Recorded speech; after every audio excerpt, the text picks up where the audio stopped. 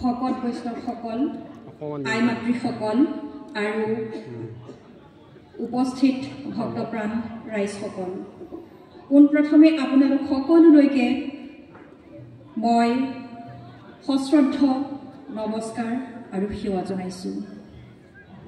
হে বাপসকল, আইসকল আৰু অভিভাৱকসকল, কেতিয়াবা কেতিয়াবা নিজৰ নিজৰ মন আৰু হৃদয়েৰে আপোনালোকে অনুভৱ কৰেনে যে আমাৰ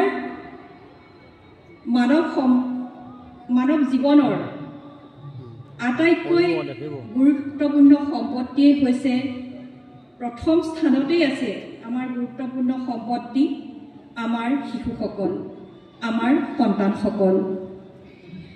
এই সন্তানসকল হৈছে আমাৰ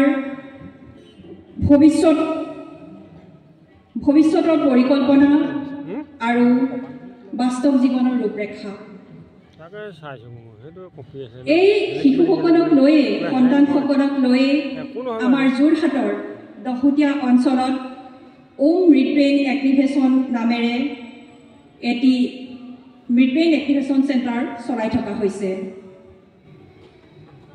মৃদব্ৰেইন সম্পৰ্কত হয়তো আপোনালোক বহুতেই এই সম্পৰ্কত ডিপ ষ্টাডিও কৰিছে।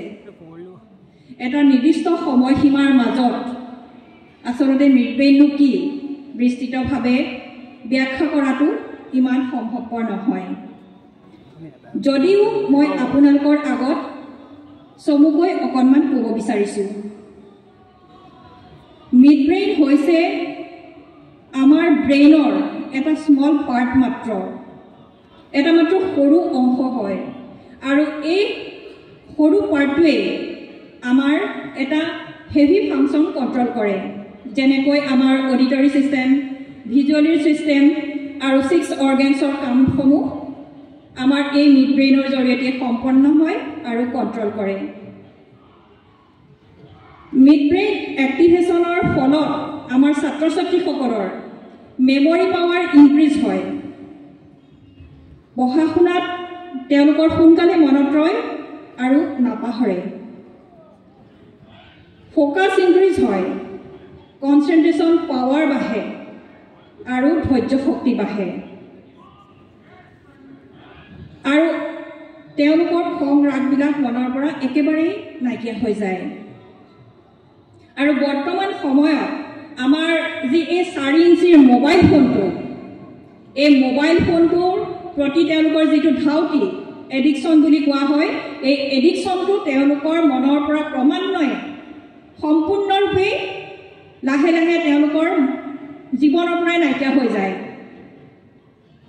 আমাৰ যোৰহাটৰ মিডব্ৰেইন এক্টিভেশ্যন চেণ্টাৰত অলৰেডি বহুত সংখ্যক ছাত্ৰ ছাত্ৰীয়ে এনেকৈ চমকপ্ৰদ সফলতা লাভ কৰিবলৈ সক্ষম হৈছে। এই কোৰ্চটো হৈছে 3 মহীয়া। আমাৰ মিডব্ৰেইন এক্টিভেশ্যনৰ কোৰ্চটো হৈছে 3 মহীয়া। এই কোৰ্চটো শেষত অন্তত তেওঁলোকে কিছুমান বিস্ময়কৰ অসাধাৰণ ৰূপত প্ৰতিভা তেওঁলোকৰ মাজত দেখিবলৈ পোৱা যায়। আজি তাৰে অকণমান মাত্ৰ সময় আপোনালোকৰ আগত আপোনালোকৰ আশীৰ্বাদ শিৰত তুলি লৈ এই চমকপ্ৰদ সফলতাৰ কিছু অংশ আপোনালোকৰ আগত দেখুৱাবলৈ আগবাঢ়িছোঁ।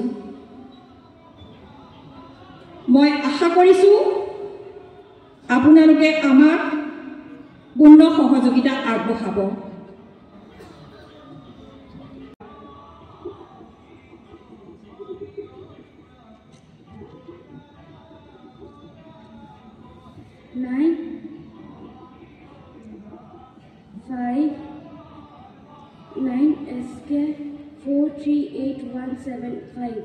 হৈছেনে? আপোনালোকে এবাৰ কওক। হৈছে এটা আমাৰ ছোৱালীজনীৰ কাৰণে হাততালি বিচাৰিছোঁ মই আপোনালোকৰ ফালৰ পৰা, দৰ্শকৰ ফালৰ পৰা বিচাৰিছোঁ। আৰু যদি আপোনালোকে কিবা এটা আপোনালোকৰ হাতত থকা কিবা এটা বস্তু তেওঁৰ চকুৰ আগত দাঙি ধৰে, মোবাইলটোকে উলিয়াওক, আপোনালোকৰ কাৰ ওচৰত মোবাইল আছে, ইংলিছ মোবাইলটো দিয়ক, তেতিয়া দিব পাৰে।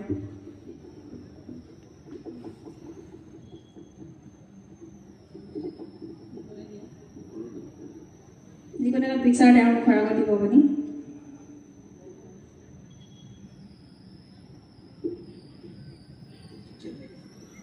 এইটোৱে কেনেকৈ দেখিছে নহয় আপোনালোকক যদি চকু বান্ধি দিওঁ আচলতে তো তেনেধৰণে মানে মিড ব্ৰেইনৰ পাৱাৰটো হৈছে সেইটোৱে যে কেনেকৈ দেখিছে বাবা কিবা এটা দিছে তুমি কৈ দিয়া কি দিয়ক খাটো দিয়ক মানুহ এজনী আছে ছোৱালী এজনী আছে আৱাৰ কিচেন আৱাৰ ৰেছপনচিবিলিটি হয়নে মই নাই থাকিব কালি এটা দিব কাইণ্ডলি ঠিক আছে আৰু হয় আৰু যদি কিবা হাতত বস্তু আছে কিবা বেগত যদি কিবা বস্তু আছে আপুনি দিয়ক আপোনাৰ বেগত যদি কিবা সৰু বস্তু আছে তেতিয়াহ'লে আপোনালোকে দিব পাৰে অসমীয়া লিখা আছে তাৰ অসমীয়াটো নোৱাৰে ইংলিছ মিডিয়ামৰ হয় হয় কিবা এটা আছে বস্তু কি বস্তু হয় সেইটোৱে তুমি কৈ দিয়া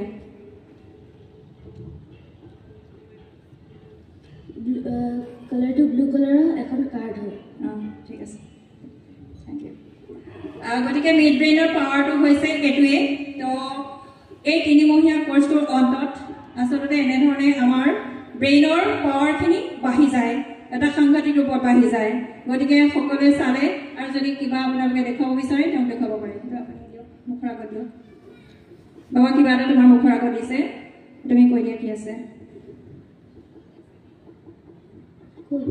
আৰু তোমাৰ মুখৰ আগতে আছে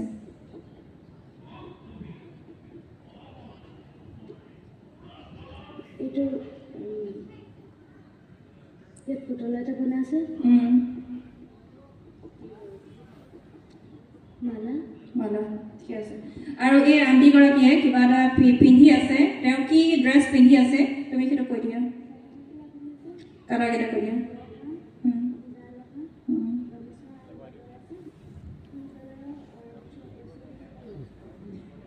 এটা ক্লাপ দিয়ক আপোনালোকে ঠিক আছে খুলি দিব খুলি দিয়া ক্লাপ কৰি ল'ব আৰু এজন মোৰ ষ্টুডেণ্ট আছে জানবীৰ বসুমতাৰী হয় এইটো বান্ধি দিয়ক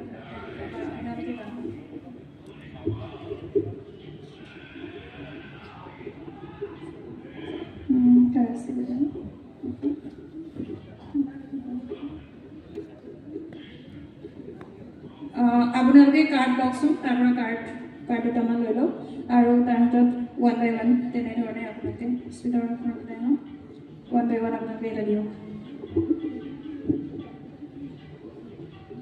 আপোনালোকে আহক চাওক জাইলোফোন দেখাই দিয়া এইটো চাওক জাইলোফোন হৈছে এইটো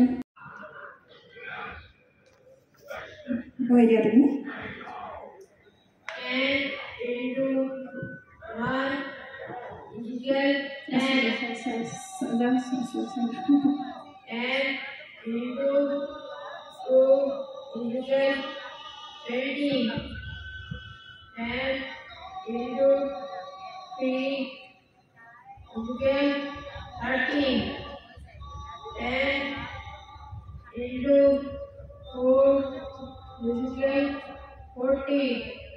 হ'ব নেকি কিবা এটা হ'ব নেকি হয় গতিকে বাবা কিবা এটা দিছে তোমাক খালা লোৱা